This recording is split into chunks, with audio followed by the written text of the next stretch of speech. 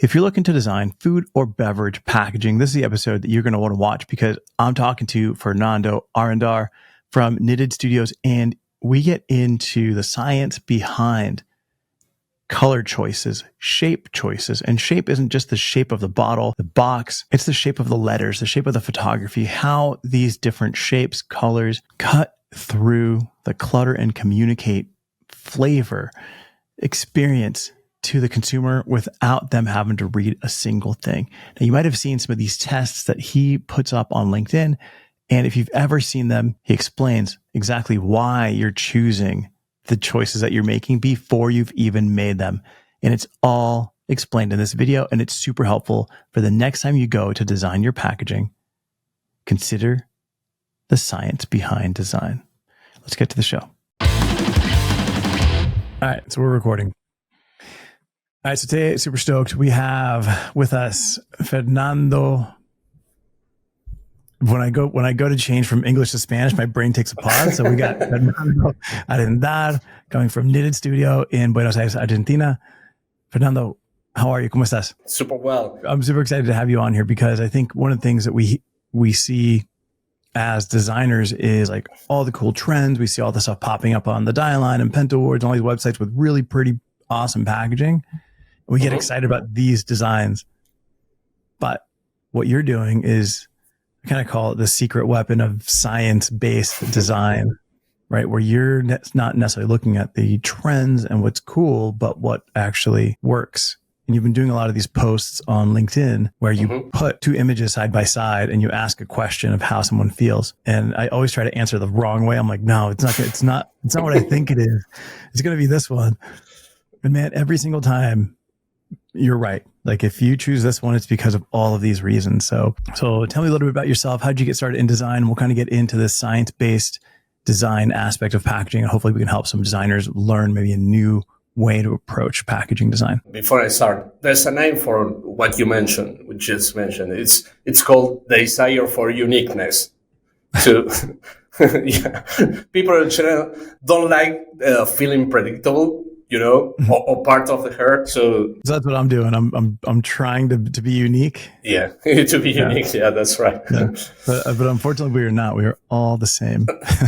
No, I mean, we are not all the same, but we have certain patterns of behavior. So that's what I try to understand. Backing up to your question, I'm Fernando Arendar. You can call me Nando. And I'm the founder of Knitted Studio. Knitted Studio is a branding agency, and we specialize in packaging. We work for food and beverage products, mainly for the US market. We are also working for UK brands. My background is graphic design, but a few years ago, I started getting really interested in the scientific and empirical background behind the packaging design. I used to work with major brands like Unilever, ABI, PepsiCo. And at that time, I felt like I needed to find more concrete reasons, why one design might work and another wouldn't. So I began with the classic pop science books. Most of them just talk about neuromarketing, marketing in general, and they barely mention packaging, or consumer behavior related to packaging. So I dove deeper and started reading scientific and academic studies related to packaging, to consumer behavior, and also literature on cross-modal science. Do you know what is cross-modal? I don't. I can't even spell it. What is it? Cross-modal science. No, in a nutshell, it's how our senses interact and influence each other, Mm-hmm.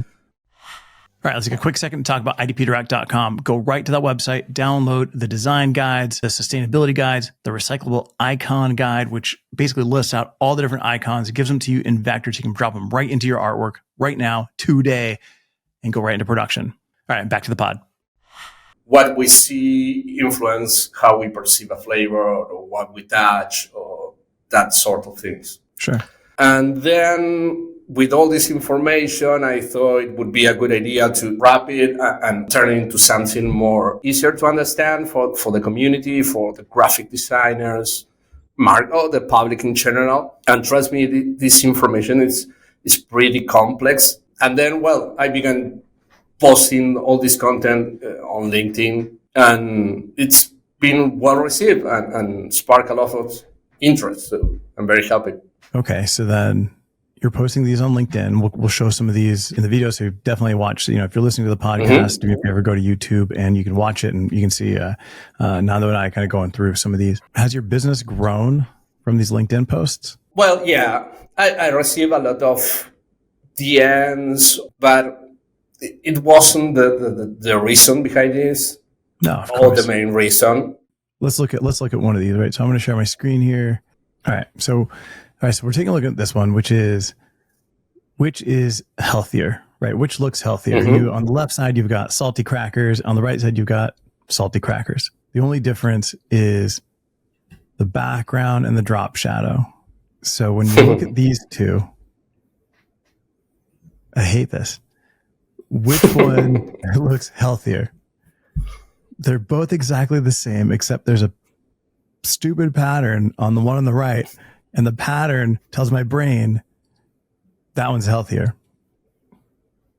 Maybe I'm wrong, but why would the pattern change the way I perceive this product? Well, in this case, it's the pattern, but could be the color, the images, the font, or typography. Sure, but in this case, you have the same font, same color. The only difference is the pattern. So why would one change make me feel different? Yeah, all of my posts are based on actual studies. Oh, wait. I was wrong. I was wrong. See? Yeah, I hear you. Yeah, you choose the other one.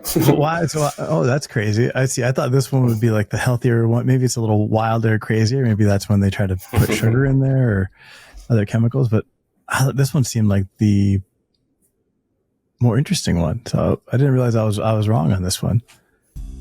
If finding your spec data is a wild goose chase around your office, you've got a data problem. SpecRite is the only cloud-based management specification solution that every brand needs. Because if you don't spec right, you'll spec wrong. Yeah, the clean one is associated with something healthier. Okay. I use this type of studies, and I also try always to include the stimuli they use in the study, the packaging they use. Mm-hmm.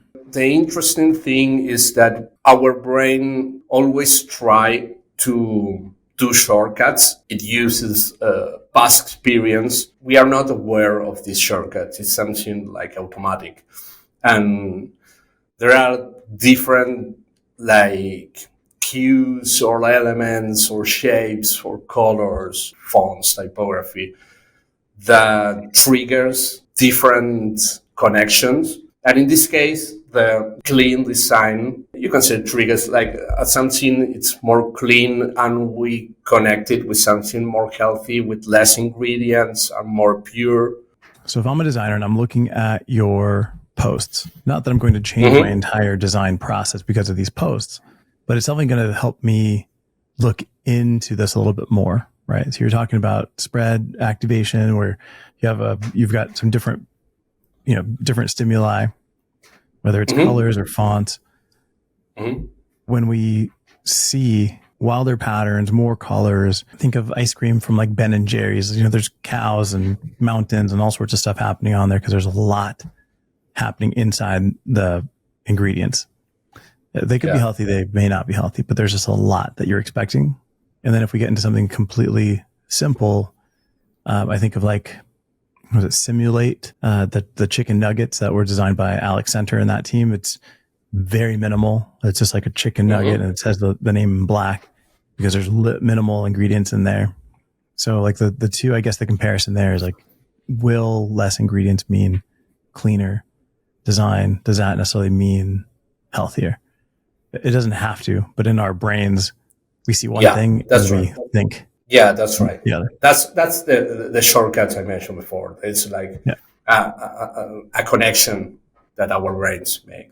So if we're looking at packaging, maybe this is communicating one thing to our brain, and the project actually needs us to communicate something else. where would we learn more about this spread activation so that we can use this in our process and really understand the differences besides following you and looking at your posts? Because these make it really, really easy to understand. That's why I try to wrap all this and making this type of posts. And I think that's why it sparked so interest. Taking the last part you said, it's really important to understand in marketing is called jobs to be done. What is the consumer looking for in this type of product or in this type of brand? Because what I see now is suddenly all the brands want to be healthy, or all the brands want to be, I don't know, vegan. And you should understand your consumer and the public and what are they looking for in your product. And based on that, define the strategy and the cues of the design you would like to highlight. Mm-hmm. You mentioned about a clean design or a trendy design. I don't know. It all depends on the consumer and what is looking for in this type of product. That's some of the things I always try to make understand the clients, because just don't follow the herd. And sure. Of course, it all depends on the culture and on the market. That's some of the comments I always receive in the post. In my country, it's different. So sometimes we just want to be unique, right? Yeah, that's right. Yeah.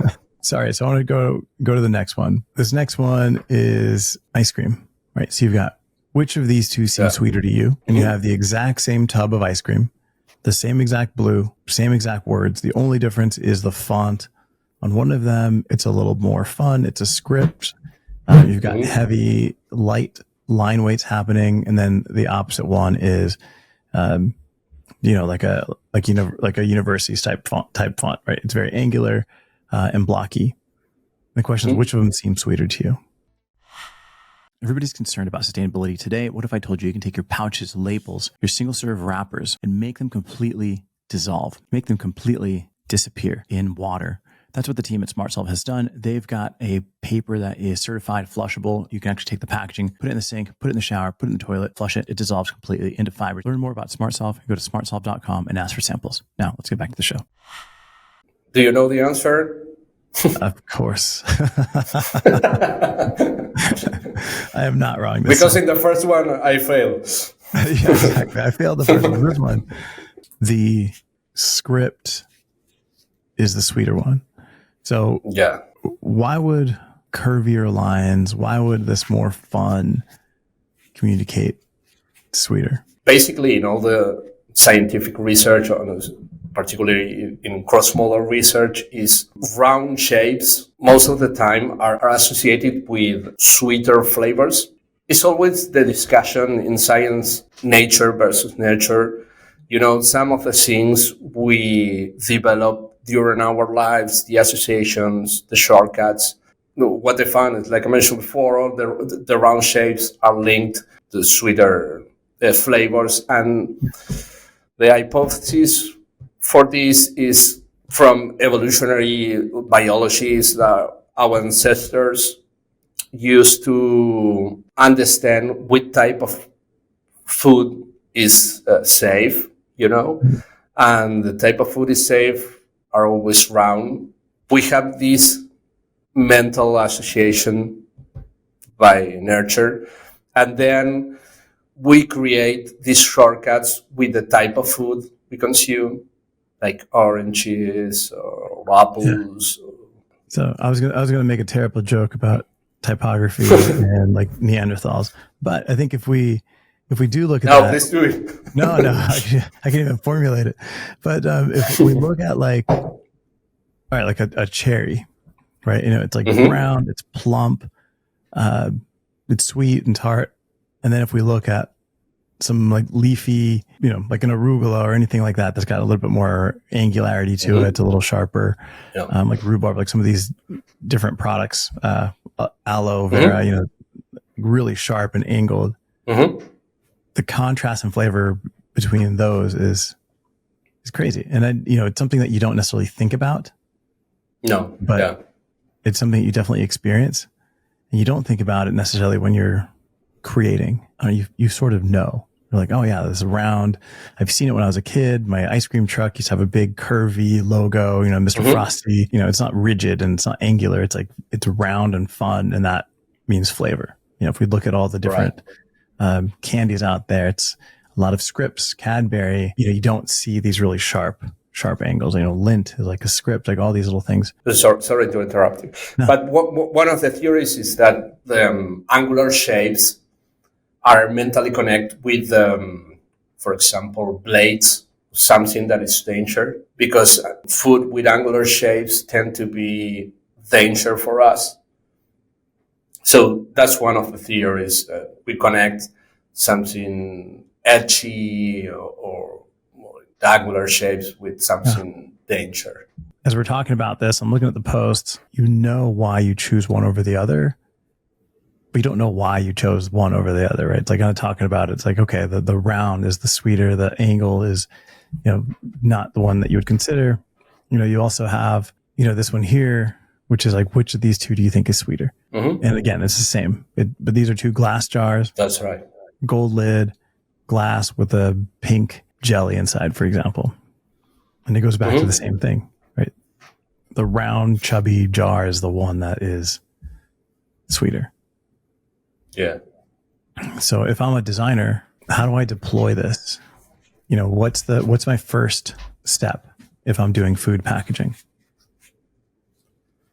Well, that's all depends on what you would like to highlight, because you would like to communicate that your product should be sweet enough for the consumer, or you would like to highlight that your product should be, I don't know, maybe premium or high quality. It's like I mentioned before, it's all depend on what would you like to highlight or what would you like to, it's like this type of hierarchy should be very clear because it should be easy to process for our brains. That's the main, learning I have from all this insight. It should be very easy for our brain. If you want to high quality brand or develop a high quality or convey or communicate that you are high quality packaging, you should highlight that in a clear way, and then add the other information. What I'm seeing right now is regarding that is most of the brands, they want to communicate all their attributes on the front, on the front panel, and they include all this information. And for the consumer or for the public in general, it's very hard for us to understand what is the hierarchy behind us, what is most important, what would you like to tell me about your product, what is the most important cue or attribute you would like to have. I think that's the key behind this, because there's no golden rule for designing a packaging. I think the golden rule is to be very clear. What I would say is try to be clear, not clever, and and make the design, easy to understand, easy to process for our brain. And it is a matter of energy, not time. It's not a matter of time. It's not 4 seconds. It's the energy we need to process. And I think that the most important learning I have from these theories and insight is to be clear about what we would like to convey and communicate. As a designer, be clear, not try to be clever, right? So when you put your design in front of someone, they don't necessarily need to be able to communicate back to you what the hierarchy is and say, this is number 1, number 2, number 3, number 4. No, it's when they look at it, how much energy is required for them to process what the information is, right? Not how much time, because we always hear about you've got 30 seconds, you've got 7 seconds to make an impression, but it's not the time. It's how much energy. Like when they look at it, does it create confusion? Do they feel that maybe this is a salty food or has a lot of ingredients when it actually has less? just by the visual. When you compare, a lot of times we do competitive analysis, like how does it compete with the other one? But I think before you can even compete, you have to compete with yourself and make sure that it's clear, that you understand what you're presenting, that they understand what's being presented to them. And then if that is clear, what you can compete with another one is yours clearer and faster to understand than the competitor? Not is your product bigger and your logo bolder and your color more vibrant? Like that part is secondary. And I think that was a really key part of being clear, not clever. And then if we look at some of the work from your studio, right? So if we look at Ruwani Functional Brownie. So brownies are sweet, but this is not round, but it's also healthy. So it's minimal. So you have a little bit of all these little things in here, right? Your typography has flowing round edges. You've got a simple background without having big. I can see all this stuff now that I've seen your post. I can see all of this. I can see why you did this. So talk to me about this. It all makes sense, right? It does make sense, like 100%. So, all right. Talk to me about the Ruwani project and how you landed on where you're at. This is related to what I mentioned before about what would you like to highlight about your product. And in this case, of course, it should be perceived as a healthy option. But the most important thing in this case was the flavor and the tastiness. The other important cue or aspect of this brand is it is made by a chef, and that's why we use like the way we present the ingredients, like that type of chocolate, that curly chocolate, something that it's related to a chef. And the colors, the bright and vibrant colors, it's important. And they also convey like tastefulness. We always define the hierarchies, which is the strategy behind this brand. I want to make feel the consumer that it's tasteful snack and it's also healthy. But the fair thing is something that is, I don't know, tasty. You know what I mean? Sure. I know this like in my heart, but I don't know this in my brain. Why does green communicate coffee? Orange, peanut butter, red, dark chocolate. Like orange, I see it. When I go to the grocery store, I go to the peanut butter aisle, there is a lot of orange. But I don't know the connection other than it may be a tie into the color of the product. If you look at dark chocolate bars, there's always a lot of red. There's some purples, there's blacks, but there's always, like these key colors for these different flavors. So how do you choose color? Yeah, we always try to choose colors that are related to the classic association. For example, you mentioned chocolate, peanut butter. And if we can't use those colors, we try to highlight maybe the label, the description of the flavor or images of the ingredients. If we apply this approach, the scientific approach, where do these color codes come from?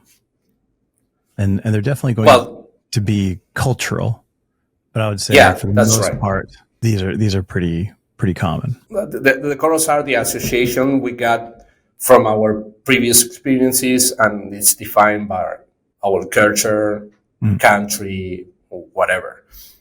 And there are some studies that they found that, for example, in UK, they tend to associate lemon flavors with greener shades, and in Latin America or in Colombia, they associate yellow with the lemon, or yellow shades with the lemon flavor. So as you say, it depends on the cultural experience we got and the association we create, or our previous experiences with that flavor. Okay, so if we're looking at Ruwani, we got coffee in green, peanut butter in orange, dark chocolate in red. What color is spicy? Oh, that's a challenge. Yeah, that's a challenge. Yeah, I think flavor is always a challenge for the design stage, because especially in this case, we don't have a brand color, and the color of the packaging is like everything from the brand, and it's very hard. In the case you mentioned, we should find a way to differentiate the red from the actual red, or find another way to maybe include flames, or something easy for the, you know what I mean, for the consumer to understand that it's a spicy flavor. Yeah. The reason I asked for spicy is that one's a challenge, right? You see a lot of reds and greens in like the salsa aisle, but if you go down the chip aisle, spicy is communicated by purple. And I never thought of that until I had on the team from Miche Mix, who makes micheladas. And they're like, no, we're going purple because purple is spice in Mexico. And they listed all these other brands that are spicy. And then, yeah, you go look at them and they are all like this dark purple. I'm like, I would never think of purple as spicy, but yeah, if I look at it on the shelf, then I'm 100%. So that was a weird cultural disconnect.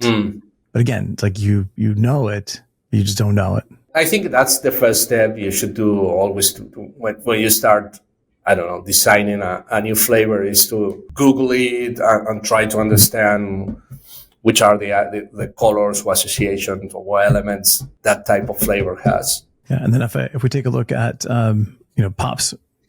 popcorn, we have like the before and the after. Kind of going back to your research of quality ingredients, more healthy products, less is communicated, less of a song and dance to catch your eye. We go from a couple different, like 2 different fonts happening here, potentially a third one, multiple colors. We've got rings, we've got ribbons, we've got popcorn, a lot happening to catch your attention. And then your team's redesigned this to just be 3 lines, 1 little heart, 1 font, and making it very, very clear. I even tried to convince the founder to change the name, because price worthy for me. Yeah, but I couldn't. And that's it's too long. And yeah, that's a challenge that I think a lot of design agencies have. Sometimes you get a project in and you're like, I love this product, I love where we're going, but the name is really difficult. I just met somebody in, I was at Paris Lux Pack special edition show this past week. And I met a company that was what they do is they help your brand grow through automation and some other things that they do. And when they said the name, I'm like, I don't even know what you're doing here. Like, you need to first, don't even come to the show, change your name, change your branding, and then come back. But it was super cool stuff. So not a knock on what they do, but the name of the company was Anti-Grow. And I'm like, why would I come to you if I want to grow when your name is Anti-Grow? Like, you're telling me that you cannot grow. You not only do you not grow, you are completely against growing. Right. But that was like the craziest thing. So same here, you had Pop's Praiseworthy Popcorn come, a really long name. And what's the idea with simplifying the name? No, the idea is, too many letters on the name. And that's very hard for our brain to understand or to codify. You can read it. We always try to make the products as easier to codify, understand, and read for the consumer as we can. And that was the advice we gave to this founder. So as we start to wrap up here, Nando, what kind of packaging have you seen out there that doesn't work because maybe it's going against some of these natural cues that we have? Oh, I see a lot. But I really respect our profession, and I don't like to talk. I don't know, to throw some shades to design other colleague did. So but the most common mistake I've seen over there is the one I mentioned, that the brands and maybe the designers are part of the problem. They usually try to include a lot of information on the front panel, and I kind like understand the reason behind that, because they think if I have so many attributes, the consumer will think that I'm a better option, but it doesn't work that way. So I think one of the most common mistakes I found is that. And the other common mistake I found um, is they try to be trendy or original, and like I don't know. When you see a packaging design, you know that it's something that the designer tried to have fun with it, you know, but it's not aligned with the brand message, or it's not aligned with the product, or it won't be easy for the consumer to understand Yeah. what type of product it is. So I think that's the other maybe mistakes I found on the market. Okay. So Nando, if anybody wants to learn more about you and they want to learn about Knitted Studio, they can go to knittedstudio.com, NITID studio.com, to work with you and your team. They can follow you on LinkedIn. I'll have your links on here in the show notes. Yeah, sure. I think what you're doing on LinkedIn is awesome. Every time I see those posts, it's like a test. You know, it is a test, and I learn a ton because I'm like, I know it in my heart, but I didn't know it in my brain, and now I kind of understand like why that thinking happens, and it's amazing. So I think people should reach out to you. People should learn from you. Thanks. Thank you so much Thanks, for being man. I on. appreciate it.